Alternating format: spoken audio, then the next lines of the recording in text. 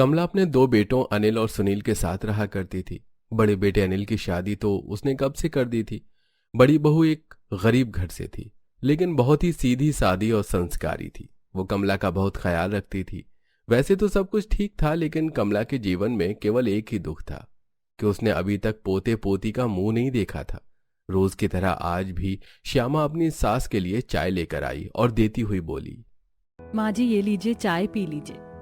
माँ जी मैंने रसोई का सारा काम खत्म कर दिया है और आज आपके कमरे की सफाई भी कर दी है। आप कह रही थी ना कि आपके सर में दर्द है, लाओ मैं आपके सर में थोड़ा सा तेल लगा देती हूँ।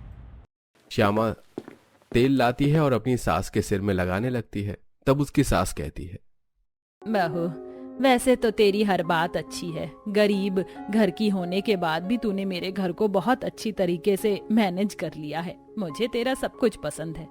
बस ये समझ में नहीं आता कि भगवान मुझे पोते पोती का मुंह कब दिखाएंगे। माँ जी ये मेरे हाथ में तो नहीं है।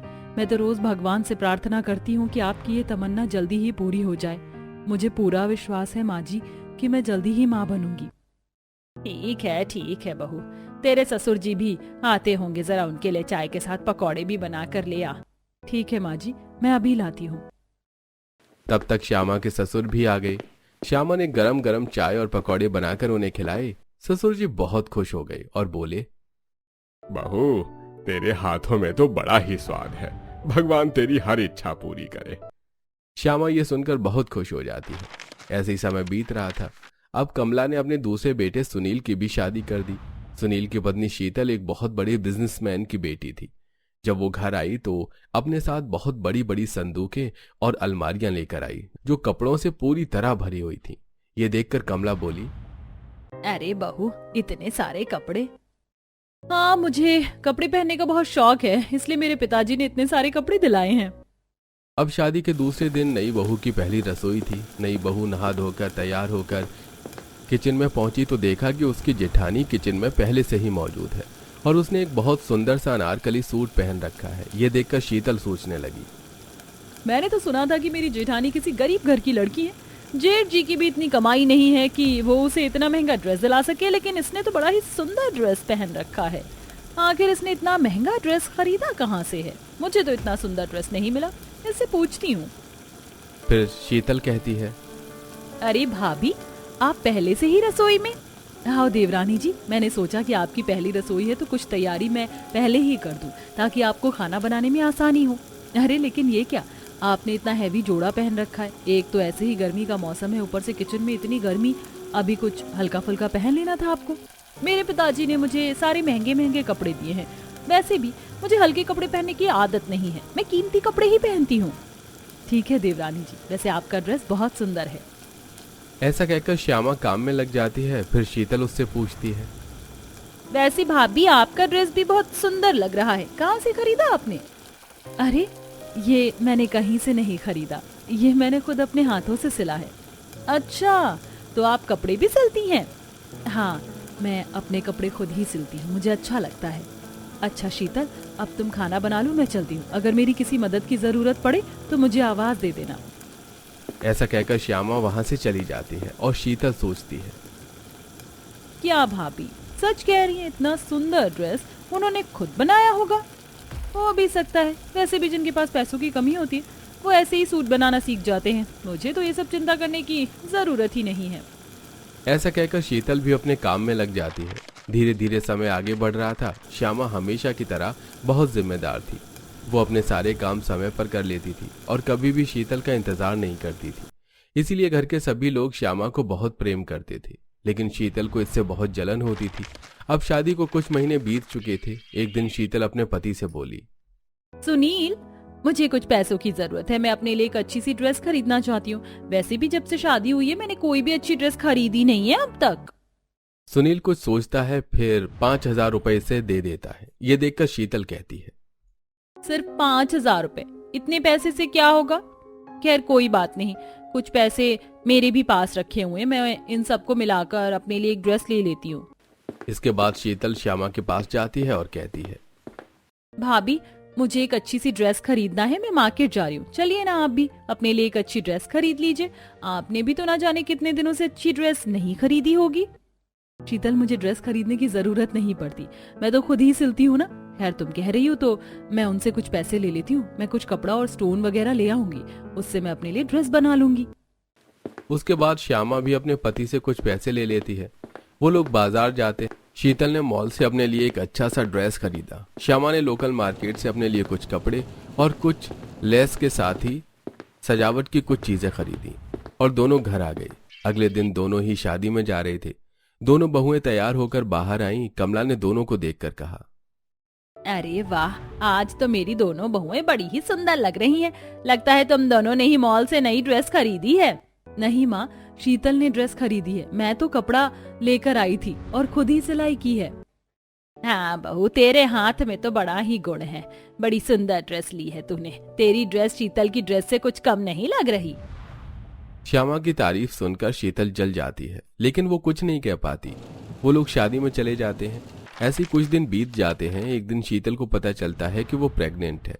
वो खुश होते हुए अपनी माँ को फोन करती है और कहती है, माँ, एक खुशखबरी है, मैं प्रेग्नेंट हूँ।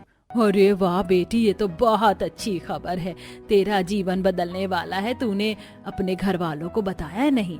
बस माँ, बताने ही जा रही थी। तुम्हें पता है ना कि श्यामा भाभी की शादी को इतना समय हो गया है, लेकिन वो अभी तक प्रेग्नेंट नहीं हुई है। और माँ जी को तो पोता पोती खिलाने की कितनी तमन्ना है। जैसे ही वो सुनेंगी वो बहुत खुश हो जाएंगी कि जो जेठानी जी अभी तक नहीं कर पाई वो मैंने कर दिया। हाँ बेटी, तू सही कह रही है।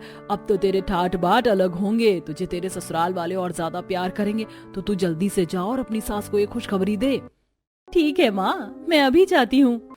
शीतल बहुत खुश होते हुए अपनी सास के कमरे की तरफ बढ़ती है। जैसे वो अपनी सास के कमरे के दरवाजे से अंदर पैर रखती है तो सुनती है कि उसकी जेठानी अपनी सास को बता रही थी, माँ जी, बड़े दिनों बाद मेरे जीवन में खुशी का मौका आया, इसीलिए सोचा सबसे पहले आपको ही बताओ माँ जी, मैं माँ बनने वाली हूँ। अरे वाह बेटा, ये तो बहुत खुशी की बात है। शीतल ये सुनकर पूरी तरह जल जाती है और कमरे के अंदर आती हुई कहती है, माँ जी, मैं भी आपको यही बताने आई थी कि मैं भी प्रेग्नेंट हूँ। अच्छा, मेरी दोनों बहुएं एक साथ प्रेग्नेंट है, इससे बड़ी खुशी की खबर तो कोई हो ही नहीं सकती। आज तो मैं भगवान को डबल प्रसाद चढ़ाऊंगी। माँ, ये भी मेरे भाग्यशाली पैरों का असर है। जब तक मैं इस घर में नहीं आई थी तब तक तो इस घर में कोई भी बच्चा नहीं आने वाला था, और अब मेरे आते ही देखो घर की दशा ही बदलने लगी। शीतल ये कहते हुए श्यामा की तरफ देखती है और श्यामा शीतल को देखकर मुस्कुरा देती है। फिर कमला कहती है, बहू, इतनी बड़ी खुश खबरी है, चल हम तेरे ससुर को बताते हैं, वो भी ये सुनकर बहुत खुश हो जाएंगे। सभी लोग हॉल में आते हैं जहां ससुर जी न्यूज़पेपर पढ़ रहे थे। कमला उनके हाथ से न्यूज़पेपर लेकर एक तरफ रखती है और कहती है, हाजी छोड़ो ये न्यूज़पेपर पढ़ना, आज की सबसे बड़ी खबर तो मैं तुम्हें सुनाने वाली हूँ। हमारी दोनों बहुएं माँ बनने वाली हैं। क्या सचमुच? कमला, ये तो बहुत ही खुशी की बात है। तू आज से मेरी दोनों बहू का बहुत ध्यान रखना, और हाँ, उन्हें खाने पीने किसी चीज की कमी मत होने देना। ऐसे ही कुछ समय बीत जाता है। एक दिन श्यामा के ससुर कमला से कहते हैं, कमला, हमारी बहू की गोद भराई की रस्म करने का समय आ गया है। तू गोद भराई की सारी तैयारियां कर ले। हम अपनी दोनों बहुओं की गोद भराई बहुत अच्छी तरह से करेंगे। हाँ हाँ जी, आप बिल्कुल चिंता मत कीजिए, मैं सारी तैयारी कर लूंगी। इसके बाद कमला दोनों बहुओं को बुलाती है और कहती है, तुम दोनों की गोद भराई की रस्म करनी है हमें, किसी चीज में कोई कमी नहीं रहनी चाहिए। और ये लो, हमारी तरफ से तुम दोनों 10,000 रुपए रख लो, अपने अपने लिए जाकर बाजार से अच्छे कपड़े ले आओ। मेरी दोनों बहुएं अपनी गोद भराई के दिन परियां लगनी चाहिए। माँ जी, आपका बहुत बहुत धन्यवाद। हालांकि इतने पैसों की कोई जरूरत नहीं थी। क्यों जरूरत नहीं थी भाभी? ये पैसे तो बहुत कम है, इतने पैसों में कोई बहुत अच्छी ड्रेस नहीं आ सकती। बहू, मेरे पास जो थे मैंने दे दिए, अब तुम लोग चाहो तो अपने अपने पतियों से कुछ और पैसे मांग सकती हो। रात को जब सुनील कमरे में आता है तो शीतल उससे कहती है, सुनील, तुम्हें पता है ना कि एक हफ्ते बाद हमारी गोद भराई है और मैं अपनी गोद भराई में बहुत सुंदर ड्रेस पहनना चाहती हूँ। और मैंने तो हरीश मल्होत्रा के ब्रांड से बात भी कर ली है। उन्होंने मुझे 3 लाख की एक ड्रेस ऑफर की है जो मुझे बहुत पसंद आई है। बस मुझे वही ड्रेस चाहिए। आप मुझे बस 3 लाख रुपए दे दो। वैसे भी माँ जी ने मुझे केवल 10,000 रुपए दिए, इसमें तो कुछ भी नहीं आता है, तुम्हें तो पता है। 3 लाख की? शीतल, तुम पागल हो गई हो क्या? इतनी महंगी ड्रेस भला गोद भराई में कौन पहनता है? क्यों? क्यों नहीं पहन सकती मैं इतनी महंगी ड्रेस? अपने घर के हर फंक्शन में मैंने बहुत ही महंगी ड्रेस पहनी है और इस बार भी पहनूंगी। बस बात खत्म। आप तो मुझे पैसे दे दीजिए बस। देखो शीतल, तुम्हें तो पता है कि मेरे पास इतने पैसे नहीं हैं। मैं तुम्हें इतने पैसे नहीं दे पाऊंगा। भाभी को देखो, वो कितने कम पैसों में कितनी सुंदर ड्रेस सिलकर पहन लेती हैं। ऐसे ही तुम भी कम पैसों में ड्रेस पहन लो या फिर भाभी से ही सिलवा लो।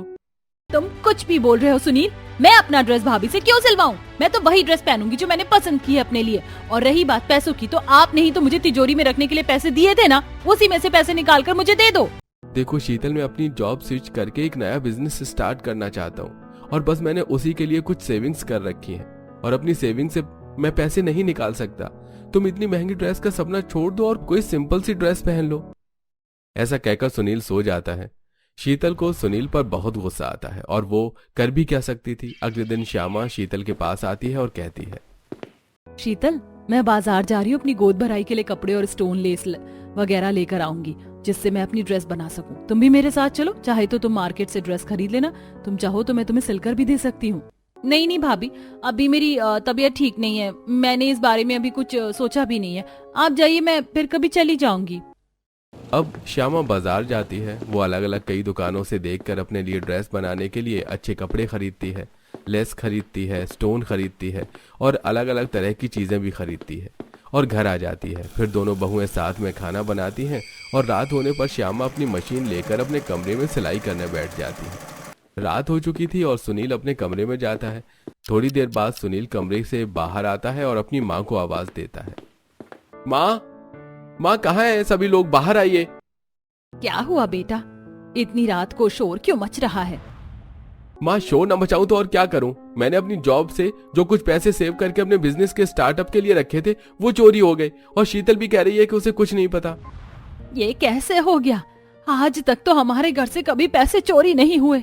माँ, यही तो मैं भी कह रहा हूँ कि आखिर मेरे पैसे कहाँ गए? बेटा, तेरे कमरे में तो शीतल रहती है ना, तुझे शीतल से पूछना चाहिए ये बात। माँ, आप लोगों को पता है कि मैं एक अमीर घर की बेटी हूँ। मुझे भला पैसों की क्या जरूरत? अगर मुझे पैसे ही चाहिए होते तो मैं अपने पिताजी से मांग लेती। आप इस घर में उन लोगों से पूछो जिनके पास पैसों की कमी है। कहीं उन्होंने चोरी तो नहीं की? शीतल, क्या कहना चाहती हो तुम कि चोरी मैंने की है?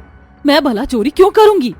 सब लोग एक दूसरे का मुंह देखने लगते हैं। फिर अनिल कहता है, सुनील, जब घर में किसी को कुछ नहीं पता तो हम किसके बारे में क्या कह सकते हैं? अब गुम हो गए तो गुम हो गए, तुझे ही अब सब्र करना होगा। अरे वो तो ठीक है भैया, लेकिन मैंने आप लोगों को एक बात नहीं बताई कि मेरी नौकरी जा चुकी है। अभी तक अपने घर का खर्च हो मैं अपनी सेविंग से ही चला रहा था और मैंने नई बिजनेस का स्टार्टअप करने के लिए पूरी सेविंग कर ली है। मैं कल ही वो पैसे लेकर जाने वाला था, लेकिन आज वो पैसे चोरी हो गए।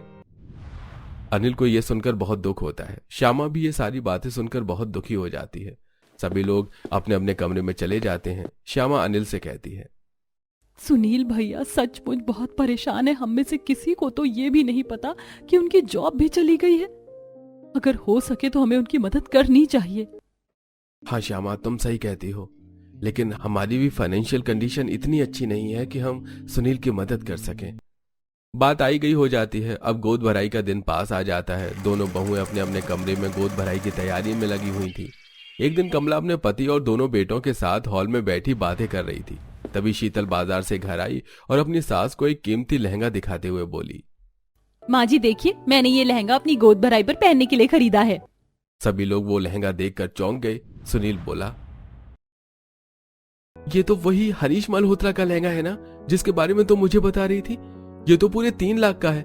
इतने पैसे कहाँ से आए तुम्हारे पास शीतल? कहाँ से आए? मतलब मेरे पिताजी ने दिलाया है मुझे। लगता है आप भूल गए हैं कि मैं एक अमीर घर की बेटी हूँ। जरूरी नहीं कि जब आप मुझे पैसे देंगे तो ही मैं ड्रेस ले पाऊंगी। ये सुनकर सुनील कुछ नहीं बोलता। तब कमला कहती है, बेटा, तेरा लहंगा तो बहुत सुंदर है। श्यामा अभी तक अपना लहंगा सिलने में लगी हुई है। अब देखना है कि वो कैसा लहंगा सिलती है अपनी गोद भराई के लिए। वो जैसा भी सिले, लेकिन मेरे लहंगे से तो कम ही सुंदर होगा उसका लहंगा। ऐसा कहकर शीतल अपने कमरे में चली जाती है। अब गोद भराई वाला दिन भी आ जाता है। सुबह सुबह का समय था। सभी लोग हॉल में बैठकर चाय पी रहे थे। तभी अचानक शीतल के पिताजी वहां आ जाते हैं। सभी लोग उन्हें देखकर चौंक जाते हैं। तो कमला कहती है, अरे भाई साहब, आप अचानक, खबर भी नहीं की। आइए बैठिए, हमारे साथ चाय पी लीजिए। हाँ बहन जी, मैं इधर से किसी काम से गुजर रहा था तो सोचा कि आप लोगों से मिलता चलूं। बताइए कैसे हैं आप लोग? सब आपका आशीर्वाद है भाई साहब। शीतल ने बताया कि आपने उसे हरीश मल्होत्रा का लहंगा दिलाया था। भाई साहब, इसकी भी क्या जरूरत थी? नहीं नहीं बहन जी, जरूर आपको कोई गलत फहमी हुई है। मैंने तो शीतल को कोई लहंगा नहीं दिलाया। क्यों शीतल बिटिया? नहीं नहीं पिताजी, वो माँ जी को सुनने में कुछ गलत फहमी हुई है। मैंने तो वो लहंगा अपने बचाए हुए पैसों से लिया था। ठीक है बेटा, किसी चीज की जरूरत हो तो मुझे जरूर बताना। अच्छा मैं चलता हूँ, मुझे थोड़ा काम है, जाना है। ऐसा कहकर शीतल के पिताजी वहां से चले जाते हैं। अब सभी लोगों को यह समझने में देर नहीं लगती कि पैसे शीतल ने ही चुराए थे। सुनील शीतल को एक जोरदार थप्पड़ मारता है और कहता है, तुम्हें शर्म नहीं आती शीतल? पैसे तुमने चुराए और इशारा तुम भाभी की तरफ कर रही थी। क्या हो जाएगा इतना महंगा लहंगा पहनकर? तुम ही रहोगी ना? मैंने तुम्हें बताया था कि ये पैसे मैंने अपने नए बिजनेस के स्टार्टअप के लिए रखे हैं, लेकिन तुम्हें अपनी इतनी पड़ी है कि तुमने मेरे बारे में एक बार भी नहीं सोचा। अरे लानत है तुम जैसी पत्नी पर। तुमने मेरे साथ साथ अपने आने वाले करियर और भविष्य दोनों को खतरे में डाल दिया है। सुनील ऐसा कहकर वहां से चला जाता है। इसके बाद एक एक करके सभी लोग वहां से चले जाते हैं। शीतल अकेली सोफे पे बैठकर रो रही थी। दूसरी तरफ श्यामा अपने कमरे में परेशान होकर इधर उधर घूम रही थी। वो अपने पति से कहती है, देवर जी कितने परेशान हैं, मुझे उन पर बहुत दया आ रही है। कुछ भी हो, हमें उनकी मदद करनी ही होगी। कोई तो तरीका बताइए जिससे हम उनकी मदद कर सके। मैं उन्हें इस तरह दुखी नहीं देख सकती। श्यामा, मैं भी सुनील की मदद करना चाहता हूँ, लेकिन मेरे पास ऐसा कोई तरीका नहीं है जिससे मैं उसकी मदद कर सकूं। बातें करते समय अनिल का ध्यान अचानक श्यामा के बने हुए लहंगे पर जाता है, जो कि श्यामा ने सिलकर अपने बेड पर रखा हुआ था। अनिल को वो लहंगा देखकर एक आइडिया आता है और वो श्यामा से कहता है, श्यामा, तुम्हें पता है तुमने ये लहंगा बहुत सुंदर बनाया है। ये हमारे काम आ सकता है। क्या मतलब है आपका? श्यामा, तुम्हें पता है कि ऐसे लहंगे ऑनलाइन बहुत महंगे बिकते हैं। इनकी कीमत लाखों में होती है। तुम इंस्टा पर इस लहंगे की रील बनाकर डालो। अगर किसी को पसंद आ गया तो वो अच्छे दामों में तुमसे यह लहंगा खरीद लेगा और फिर हम वो पैसे सुनील को दे देंगे। लेकिन तुम ये लहंगा बेचना चाहती हो या नहीं, ये पूरी तरह तुम पर डिपेंड करता है, क्योंकि तुमने इस लहंगे को बड़े प्यार से अपनी गोद भराई के लिए सिला था ना। कैसी बातें कर रहे हैं जी आप? मेरी गोद भराई तो एक साधारण कपड़ों में भी हो जाएगी। अगर मैं इस लहंगे को बेचकर देवर जी की मदद कर सकती हूँ तो जरूर करूंगी। अब श्यामा उस लहंगे की रील बनाकर इंस्टा पर डाल देती है। एक अमीर लड़की को वो लहंगा बहुत पसंद आ जाता है। फोन पर वो बात होती है और वो लड़की घर से ही 4 लाख देकर वो लहंगा खरीद कर ले जाती है। माँ जी, ये लीजिए, मैंने अपने लहंगे को ऑनलाइन इंस्टा पर सेल कर दिया। उससे ये 4 लाख रुपए आए हैं। हम ये देवर जी को दे देते हैं, इससे उनकी समस्या भी हल हो जाएगी। बहू, तेरा दिल सचमुच बहुत बड़ा है। तूने अपने लिए बनाया हुआ लहंगा अपने देवर के लिए बेच दिया। कमला सभी को आवाज देकर बुलाती है और ये बात सभी को बताती है। भाभी, मैं आपका ये एहसान जीवन भर नहीं भूलूंगा। ये सब सुनकर शीतल को मन ही मन एहसास होता है कि उसने कितनी बड़ी गलती की है। श्यामा भाभी का दिल कितना बड़ा है। मैंने तो हमेशा ही उन्हें नीचा दिखाने की कोशिश की, यहाँ तक कि उन्होंने अपना लहंगा भी बेच दिया। श्यामा भाभी सभी की कितनी फिक्र करती हैं।